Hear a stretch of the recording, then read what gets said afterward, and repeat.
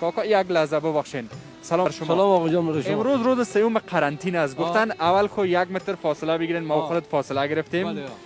بله. امروز روز سوم قرنطینه در کابل از خبر داری؟ بله. خود چی کردی به خاطر قرنطینه؟ والا دیگه بیادر چی کنیم؟ میرم در خانه ما هستیم بیرون بریم. والا به خاطر که بیادر جانی حال خودت راست که اگر در خانه بشینی خود زارت بدون از اینکه پا میکفه بیادر. هم در خانه هستم هم در بیرون. نه دستکش دارم و نه. والا بیادر جان دستکش مشکش خوب از ذات خدا که میره ما که میپوشم والا فکر میکنم که میاله مرا کنه چی گرفته کرونا ما را دستکش بیادر تیر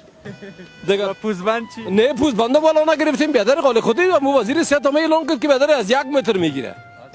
از 1 متر تو دانه خدا ما تو چقدر سیم بیا نیم متر میاله نمه 1 متر میایه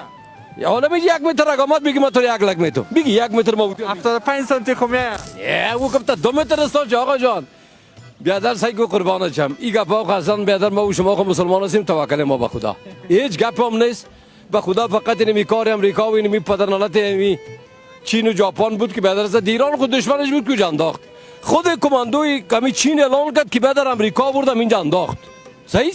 اینون شب اعلان میکنه والا فلانی را گرفت فلانی را گرفت از گوش از دو شما باور ندارید؟ نه والا به غیری به خدا به هیچ کس باور نداره شما تلویزیونا رو نمیبینید که در کشور هر روز کشته میره؟ تلویزیونا رو بدن ولی ببین از گوشت دادن چقدر مسئله داره 4 راخون شینده که این بعد مانند دیده همین ما برم بالا بگم این دزدری پول دوزدان برا که کار زد تو باور میکنی نه فهمیدی هیچ آقا جانی که باقی سج تو توکل به خدا فقط قیمتی رو آورده 1 کیلو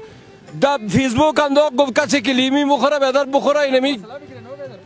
برو بیادر وسو در فیسبوک انداخت گفت بیادر کسی که لیمی میخوره اینمی را بخوره بیادر جور میشه لیمو را کیلو 400 جور کرد خاکشیر کرد به قرآن در زیر پای خود نمینداخت آلو کیلو 1000 شده آره دیر شو یک خبیثی دیگه چی میگه والا یک نفر در جلال آباد برآمده گفت شما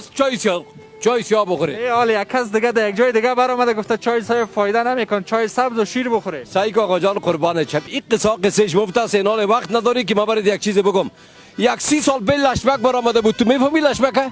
نمیفهمی نه در قلاچه یک اندیوانش بود خدا خانه دارم دیگه برات نمیگم بالاخره ما بچه هوشیار بود کمت تو کرد بدر جانی گریس از جان خود چسباند 1 سال در افغانستان گفت لشمک میاد 6 بجه دروازه را بسته میکرد برو با مان خدا